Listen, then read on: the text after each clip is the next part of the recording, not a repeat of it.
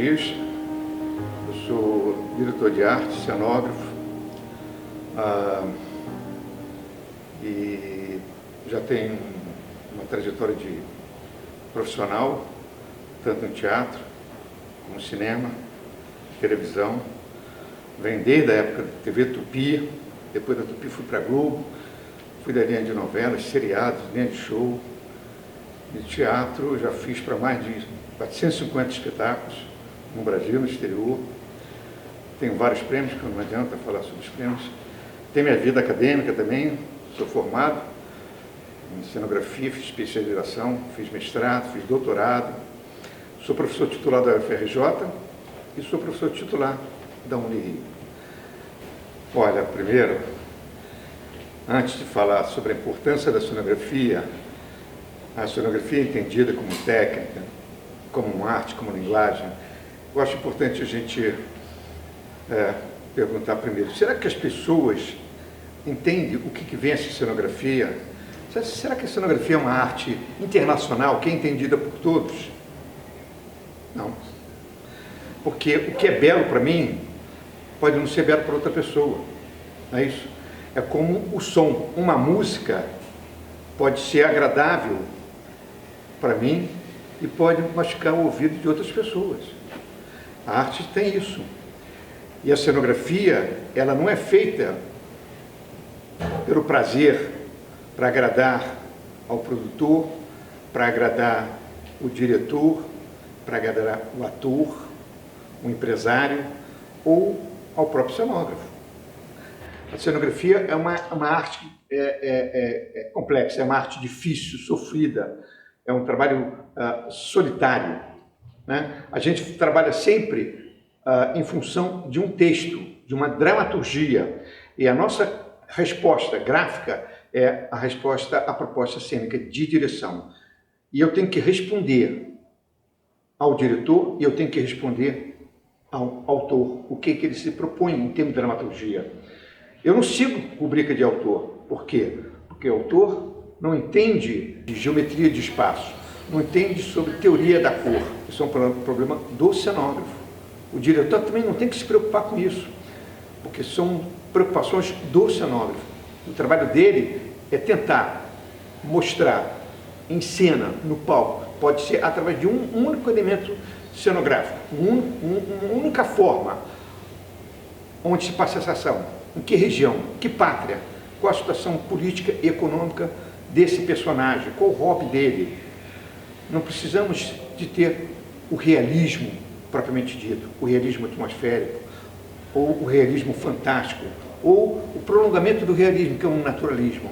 Não precisamos chegar a esse ponto. A cenografia, ela tem que ser entendida como arte, como técnica, como linguagem. E através de uma única forma, uma única textura, uma única cor, eu posso chegar aonde se passa essa ação. Em que região, que pátria, que situação geográfica, se é litoral, se é montanha, enfim, que país é esse? Qual a situação desse personagem? Qual o hobby? O que ele faz através desses pertences? Através dessa forma que eu vou criar, vou dar textura, vou dar cor. E o diretor vai dar função a essa forma que eu criei. Vou responder ao autor e vou fazer com que o ator utilize esse elemento como elemento de força para ele, de garra.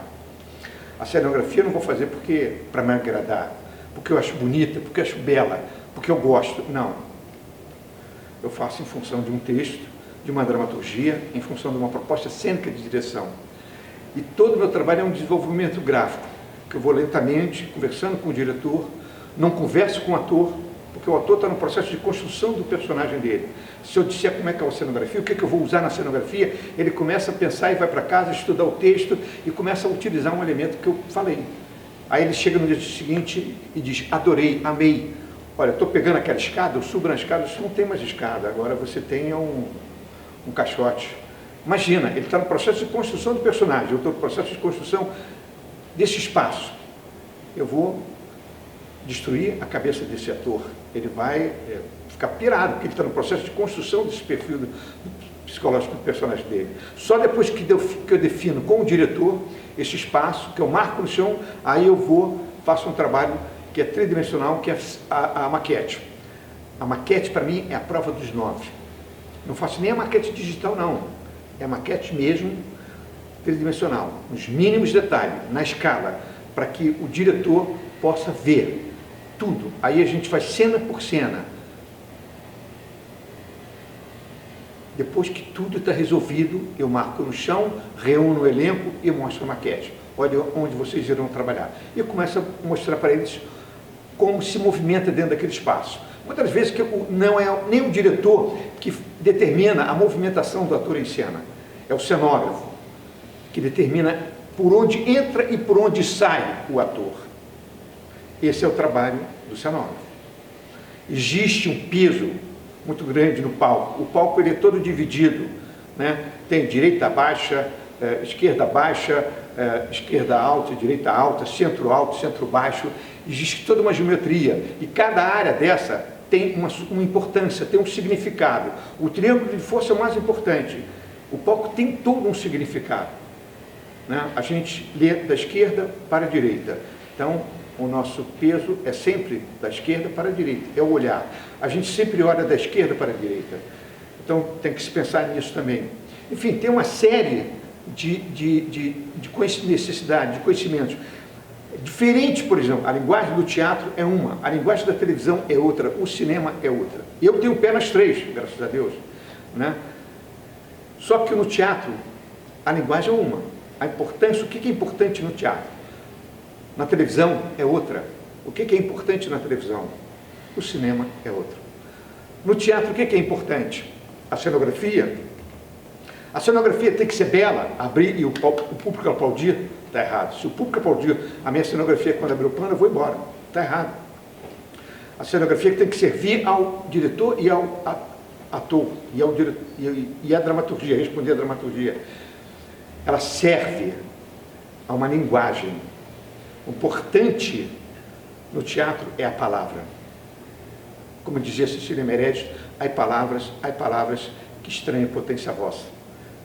No Romanceiros da Inconfidência, que eu fiz com a Maria Fernanda e o Rubens de Falta nessa época, e o Paulo Padilha.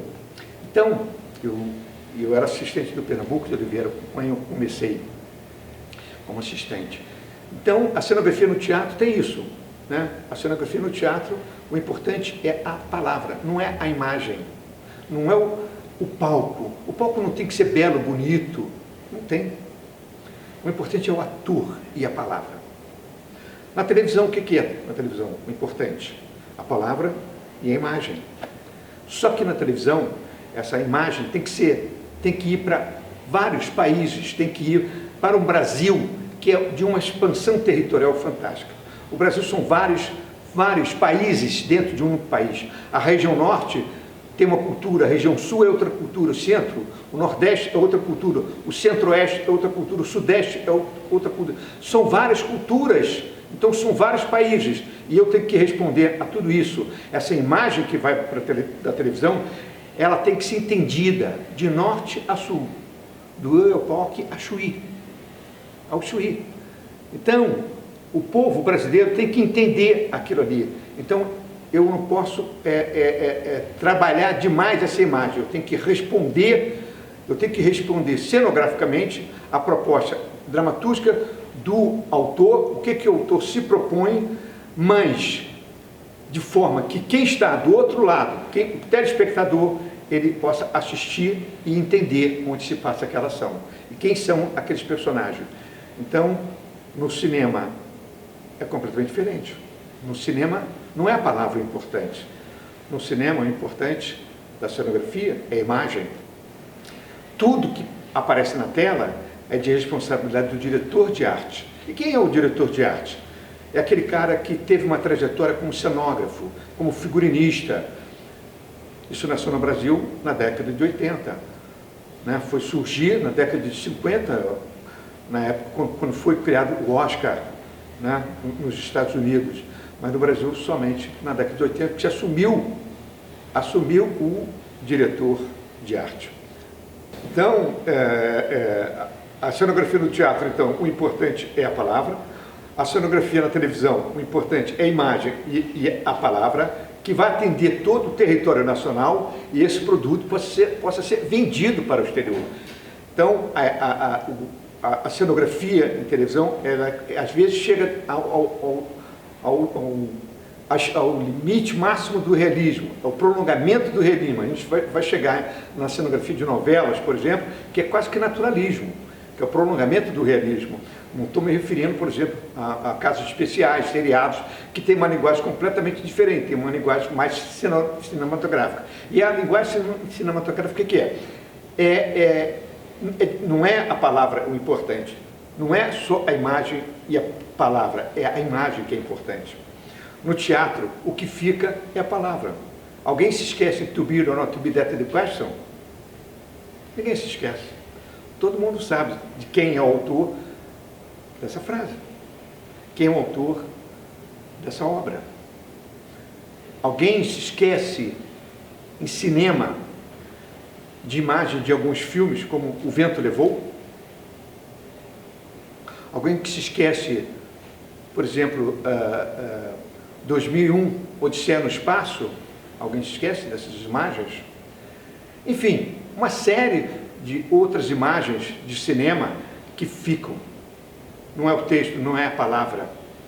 Então, a imagem no cinema tem uma importância fundamental para o diretor de arte, que é o cenógrafo, a trajetória do cenógrafo, como figurinista, aí ele assume, como aconteceu nos Estados Unidos, né? Que foi criado o diretor de arte no Brasil também. Então, o diretor de arte, ele tem que entender de cenografia, ele tem que entender de indumentária, de figurino, ele tem que entender também de uma coisa chamada efeitos especiais. O que vem a ser efeitos especiais? Ele tem que entender para que ele possa comandar essa equipe, determinar uma linguagem de acordo com o diretor de arte, diretor de fotografia e o diretor de filme. Esse é o triunvirato no cinema. É o diretor de filme, o diretor de fotografia e o diretor de arte.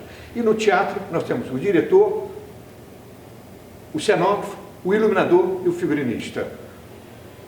E na televisão a equipe é maior, porque são vários técnicos necessários na televisão que muitas das vezes não são necessários no teatro. Enfim, mas a cenografia tem isso. A cenografia, ela tem linguagens diferentes nessas três áreas, até na área da publicidade, é completamente diferente. E ela tem um sentido, ela tem que servir ao autor, ela tem que servir ao diretor e tem que servir ao ator. Ela tem que ter funcionalidade, ela tem que ter praticidade, ela não é um elemento decorativo, cenografia não é decoração, decoração é um outro segmento, não tem nada a ver. Então, os teatros que surgiram no Brasil foram os teatros do palco italiano, né, com toda a estrutura de palco, com porão, com coxia, enfim, urdimento e todos os elementos que compõem uma caixa cênica, que é o palco italiano. Só que todos esses palcos tinham uma inclinação, e aconteceu uma coisa muito gozada.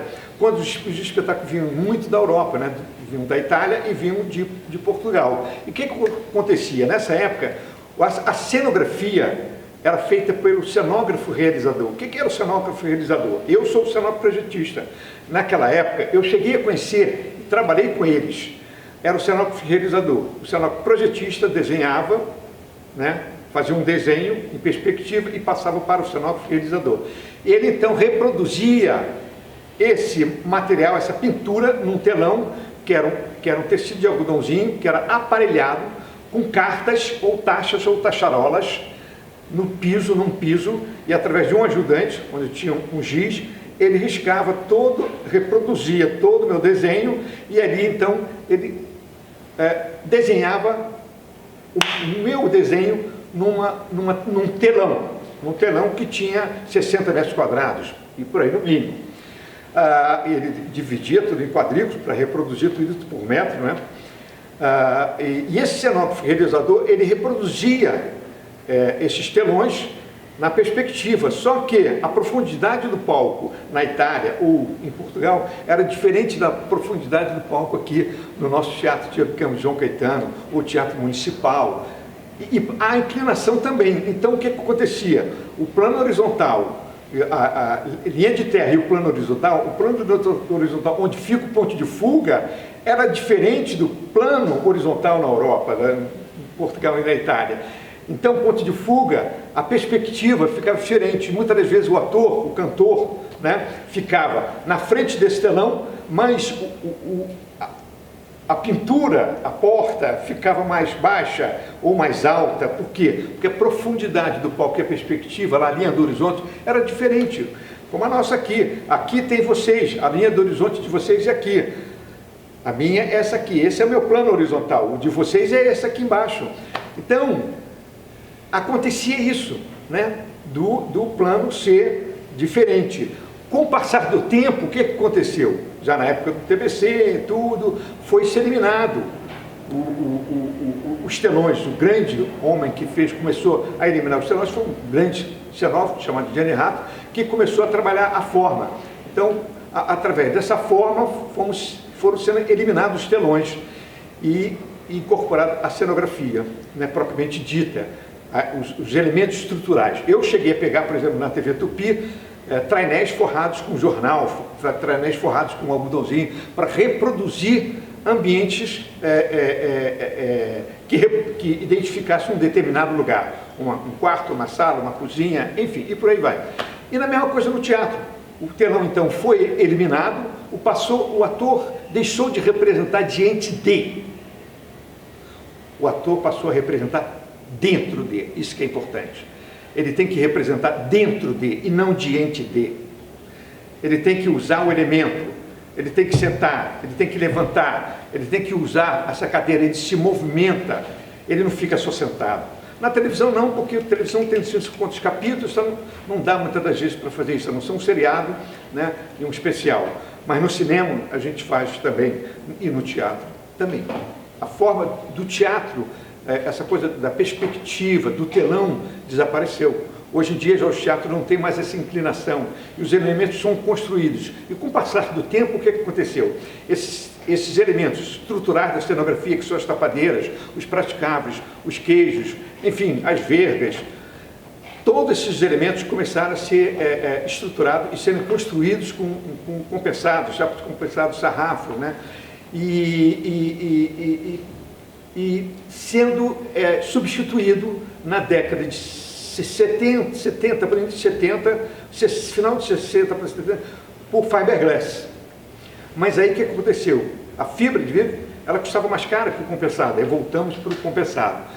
Nessa época já, da década de 70, início de 70, 71 para 71, eu fui para a Globo, e na Globo já tinha estruturado os elementos estruturais da cenografia, quer dizer, já tinha umas colunas de 30 por 30, 30 por 60, 30 por 1 metro, e esses elementos eram utilizados, por quê? Porque o ritmo de montagem e desmontagem em televisão é da noite para o dia. A cenografia era montada num dia, montava na madrugada. E no teatro não. No teatro esses elementos começaram a ser substituídos por elementos que tivessem mais força dramática. Não era mais importante, a parede começou a deixar de ter essa importância. Aí começamos a trabalhar com forma, a cenografia começou a ser mais formalista, trabalhar com planos, níveis de ação, porque a cenografia ela tem vários estilos, várias correntes. A gente tem o realismo propriamente dito, tem o realismo atmosférico, onde você não tem a arquitetura, tem só os elementos que vão identificar a cena. Aí você tem o realismo fantástico, é quando acontecem coisas sobrenaturais na cena. Eu fiz uma novela na TV Globo que tinha isso, a Saramandaia, onde a Dona Redonda explodia, saía formiga pelo nariz do ator, enfim, o outro voava. Então, isso é o realismo fantástico. São várias correntes e tem o prolongamento do realismo que eu chamo, que é o naturalismo, que a gente chega mais à televisão, mas ainda tem o expressionismo, tem o impressionismo, tem o realismo fantástico, como eu já falei, tem fantasia, que é uma coisa que a gente utiliza muito no teatro infantil, né? E por aí vai, são vários estilos, várias correntes. E atualmente o que a gente usa? A gente usa, partindo do que a gente começou na televisão, que era o chroma key, né? Utilizando o chroma key para fazer o quê? Através de um fundo azul, a gente usava as imagens, incorporava essas imagens ao ator. O ator ficava trabalhando num piso azul, tudo azul. Só tinha ele com o figurino dele.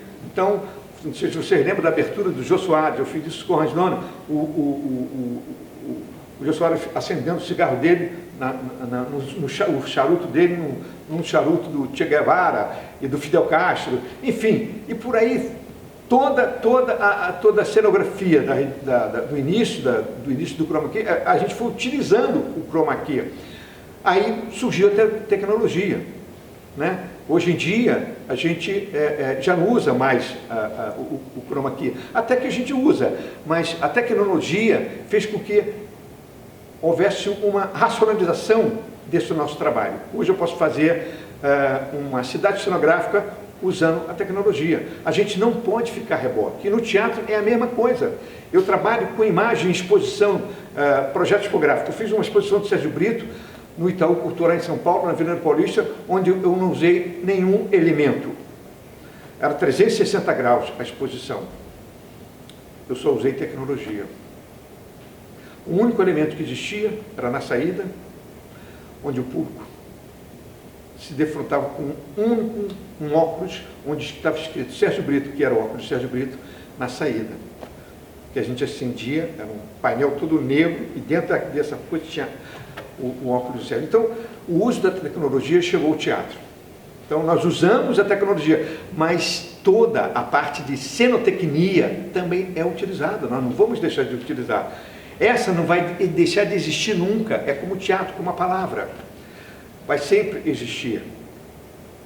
Eu só tenho a agradecer o período que eu fui aluno do Pernambuco de Oliveira, foi com quem eu aprendi muito, porque ele me levava para o teatro. Eu vou contar até uma história antes, se você me permite. Eu era aluno do Pernambuco, éramos 7, e um dia ele chegou na sala e olhou e tal, falou, eu estou precisando de alguém para... Eu falei, eu? Aí ele falou, ué, mas eu não disse para que era. Aí eu falei, o senhor está montando um espetáculo. Ele disse, mas eu não disse que... Aí eu falei, aí ele falou, então, você quer trabalhar? Aí eu falei, claro. Ele disse, então esteja amanhã, às 7 horas da manhã, na lateral do Teatro João Caetano, e procure o senhor Horaci Flores. Aí, no dia seguinte, lá estava eu, mandei chamar o senhor Horaci Flores, ele veio, tal, mandou eu entrar, eu entrei, e ele me deu uma vassoura, já estava todo mundo no palco trabalhando. Nessa época, o Adílio Atos era gimba, usava um martelinho, Humberto Silva, que é cenotécnico, hoje era maquinista, Carlinhos, Pedrinho, o seu Vicenço era o pintor de arte, o cenógrafo realizador, enfim. Ele me deu uma vassoura e falou assim, você varra o palco, cata tudo quanto é prego amassado, joga no baú, no tonel, e todo sarrafo de 30 centímetros você separa, menor de 30 centímetros, joga também no tonel. Aí, no latão. Aí eu, ok, tudo bem, fui fazendo. Fui varrendo, o pessoal olhava para mim, eu cumprimentava, fui varrendo. Aí quando chegou meio-dia, parou tudo, porque naquela época a cenografia era construída no palco, né? Eram cenografias grandiosas, né? E parava às 5 horas, porque chegava o elenco para ensaiar, e naquela época se ensaiava até tarde, meia-noite, 1 hora, né? Bom, aí quando deu meio-dia, parou tudo, o pessoal foi almoçar, aí chegou o professor Pernambuco, e falou, seu Flores, como é que está o menino? Aí o seu Flores falou, está indo bem. Aí ele falou, vamos almoçar? Eu falei, vamos. Ali na Avenida Passos, na esquina da Avenida Passos, né, com Rua da Constituição, na Praça Tiradentes, do outro lado do João Caetano, tinha um bar, Paleta, se eu não me engano.